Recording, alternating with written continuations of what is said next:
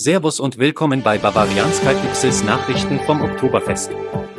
Heute berichten wir über die größte Säuferparty, den Kotzhügel und skurrile Berichte rund um das Oktoberfest in München. Mein Name ist Don Promillo und ich übergebe ins Nachrichtenstudio Traunstein.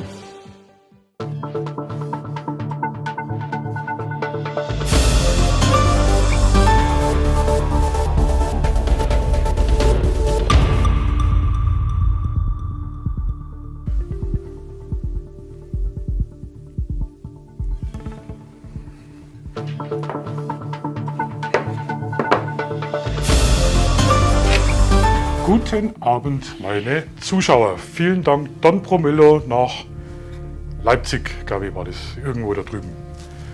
Wir haben heute richtig große News. Unser E-Mail-Fach ist brechend voll vom Münchner Oktoberfest. Wollen wir mal gucken, nachdem wir modern sind? Wir schauen in die Taubenmail, ob die erste Brieftaube kommt. Dazu öffnen wir die E-Mail. Und Volltreffer. Die erste Nachricht ist eingeflogen. München DPO. So eine Verschwendung kommt für ihn nicht in die Frage. Seit mehr als 3 Stunden weigert sich der stark angetrunkene Wiesenbesucher Wolfgang Gröning aus Augsburg trotz heftiger Krämpfe sich zu übergeben.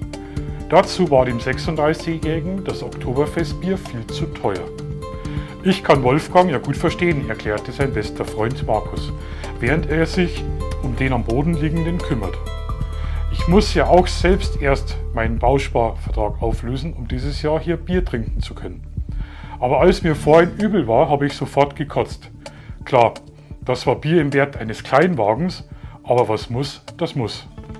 Wolfgang Gröning dagegen schluckt seit Stunden eisern alles wieder herunter, was sich in seinen Weg nach oben bahnen will.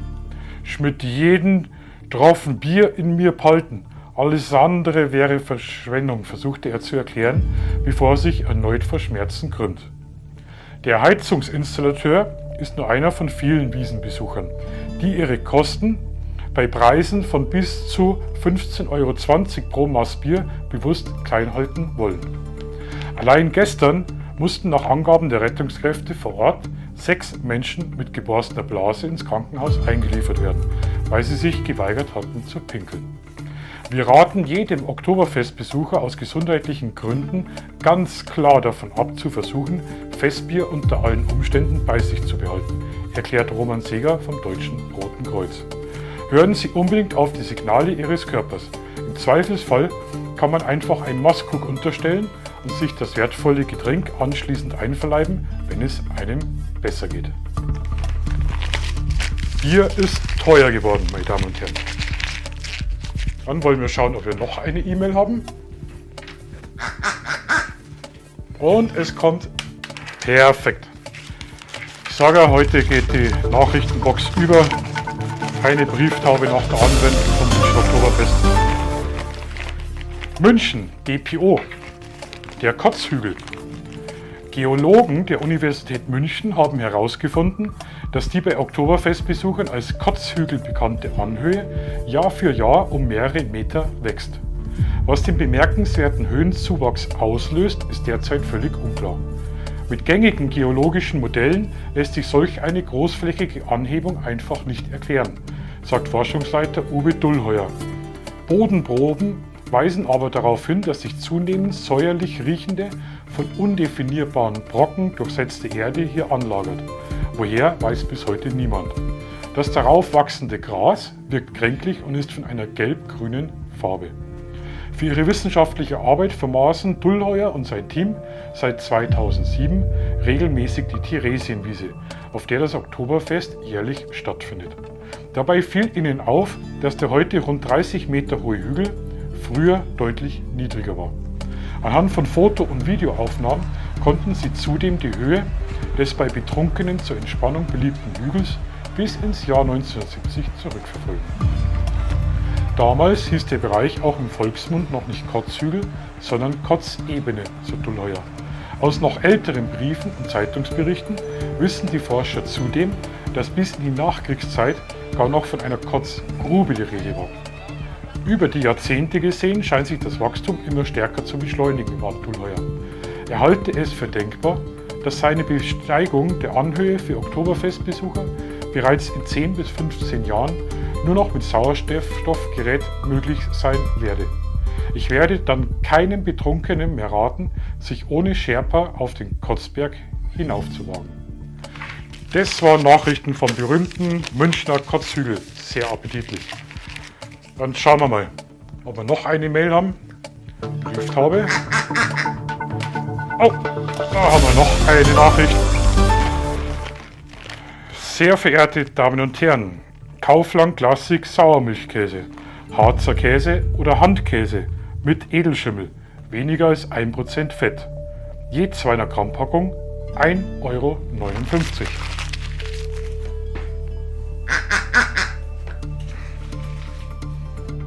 Oh, leck mir was!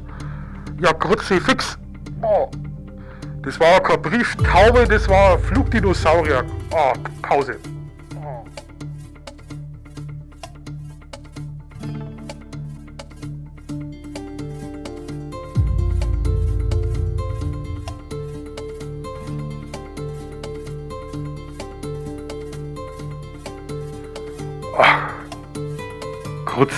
Kruzifix. Ach, das war jetzt aber sauber Grafit. Ja. Aber voll auf die 12. Dann schauen wir mal, was das für eine Nachricht ist. Das ist alles mit Ketchup voll.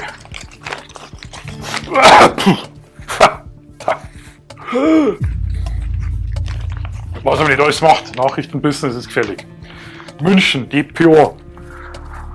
Was hat so jemand auf der Wiesn verloren? Weil ein Mann auf dem Oktoberfest lediglich Wasser trank, höflich blieb und sich allgemein unauffällig verhielt, sah sich das Sicherheitspersonal gezwungen, ihn gewaltsam aus dem Festzelt zu schaffen. Zuvor war der Mann anderen Gästen, die gerade auf dem Tisch standen und uns zwar so vergrüllten, aufgrund seiner Unauffälligkeit negativ aufgefallen. Der war da einfach nur friedlich rumgesessen, hat niemanden belästigt und war ganz ruhig. Pfui, wie kann man sich so unmöglich benehmen, erklärte eine Besucherin, nimmt einen tiefen Schluck aus dem Maßkrug und erbricht sich dann unter dem Tisch. Der hat nicht einmal jemanden bekrapscht oder Leila gefordert oder wenigstens geschunkelt, ergänzt ein anderer laut rülpsend. Stattdessen trank er Wasser und war höflich zur Bedienung. Sowas geht gar nicht. Solche Leute machen das ganze Oktoberfest kaputt. Selbst dem hinzugezogenen Sicherheitspersonal gegenüber verhielt sich der Mann trotz mehrfacher Aufforderung, sich dem Anlass angemessen zu verhalten, ausgesprochen höflich. Als der Mann schließlich auch noch erklärte, er wolle wirklich keinen Ärger machen und freundlich anbot, freiwillig das Zelt zu verlassen, blieb den Security-Mitarbeitern nichts anderes übrig, als ihn zu packen, gewaltsam durch das Zelt zu schleifen und unsanft hinauszuwerfen. Absolute Frechheit, sich der Bedienung gegenüber anständig aufzuführen.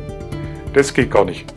Also wer das authentische bayerische Volksfest erleben will, die Rheinkultur, ab nach München aufs Oktoberfest für 15,20 € chinesische Industrieplöre trinken. Und wenn ihr noch ganz viel Glück habt, erlebt noch ein Live-Event, und zwar das tolle Maskrugwerfen im Bierzelt. Und wenn ihr so richtig Glück habt, dann bleibt eure Erinnerung ein richtig schöner, edler Schädelbasisbruch oder Narben. Perfekt. Und dann ab auf den Kotzhügel, da geht die Party weiter. So, wir kommen jetzt, meine Damen und Herren, zur Lottoziehung am Mittwoch.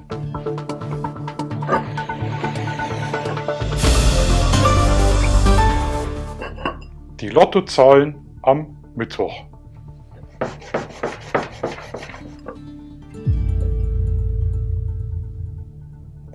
Gewonnen hat das Brezenstangerl. Herzlichen Glückwunsch.